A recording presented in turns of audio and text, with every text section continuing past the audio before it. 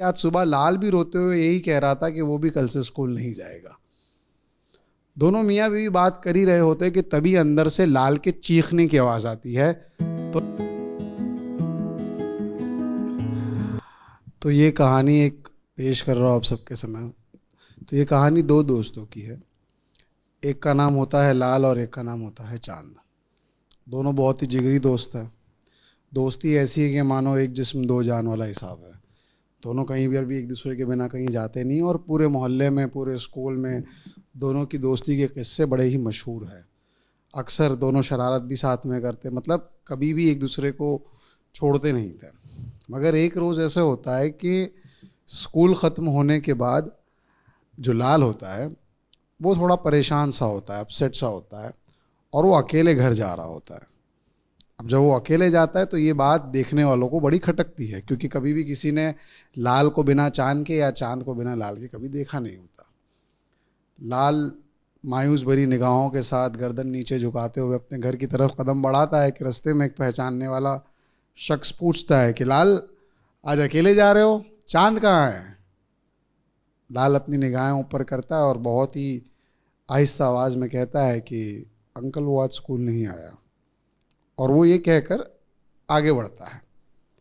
पूछने वाले को लाल के जवाब से हैरानी नहीं होती, क्योंकि हो सकता है किसी दिन बच्चा स्कूल ना जाए, मगर जिस लहजे से लाल जवाब देता है वो सुनकर उसे बड़ी हैरानी होती है, और वो शख्स सोचने लगता है कि ऐसा क्या हुआ होगा। कुछ कदम लाल आगे बढ़ता है तो एक पताशे वाले का ठेला होता है। वो पूछता है, अरे लाल, आज अकेले, चांद कहाँ है? लाल उसी अंदाज में निगाहें ऊपर करता है और बहुत ही मायूसी के साथ कहता है, अंकल, वो आज स्कूल नहीं आया। वो पूछते हैं कि अच्छा ठीक है, तो फिर तुम्हारे लिए एक प्लेट लगा दूं? तो वो कहता है, आज मन नहीं है।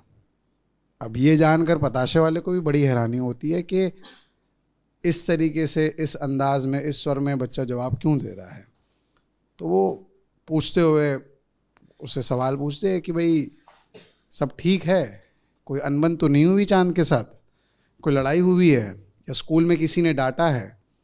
ये सारे सवाल वो पूछते हैं, मगर लाल किसी भी सवाल का जवाब देने के लिए वहाँ पर उस स्थिति में नहीं होता है, और वो बातों को अनसुना करके अपने घर की तरफ अपने कदम बढ़ाने लगता है। मगर वो जो पताशे वाला होता है वो दोनों बच्चों को बहुत ही करीबी से जानता है, इसीलिए वो दोबारा से पूछने लगता है। और लाल धीरे धीरे अपने कदम इतनी तेज़ी से बढ़ाता है कि वो दौड़ता हुआ घर पे चला जाता है। घर में घुसते ही अपने कमरे में जाता है, कमरा बंद कर लेता है और ज़ोर ज़ोर से रोने लगता है। अब रोने की आवाज़ उसकी अम्मी को बाहर सुनाई देती है। अम्मी फिक्र में आ जाती है और पूछती है, बेटा क्या हुआ, दरवाज़ा खोलो। स्कूल में किसी ने कुछ कहा, टीचर ने कोई पनिशमेंट दी, या चांद ने कुछ कहा? जल्दी बताओ, तुम रो क्यों रहे हो? लाल किसी चीज़ का जवाब नहीं देता। थोड़े समय बाद लाल दरवाज़ा खोलता है और अपनी माँ को लिपट कर रोने लगता है और कहता है रोते रोते कि मैं कल से ना स्कूल नहीं जाऊँगा। बच्चे को चुप कराने के लिहाज से माँ कहती है, अच्छा ठीक है, कल से स्कूल मत जाना, मगर अभी रोना बंद कर दो। रात का वक्त होता है। लाल के पिताजी दुकान से घर पे आते हैं। हाथ मुंह धोने के बाद, कपड़े वपड़े पहनने के बाद वो बैठे होते हैं डिनर के लिए, और तभी घर पर चांद आता है। चांद के हाथ में कुछ किताबें होती है।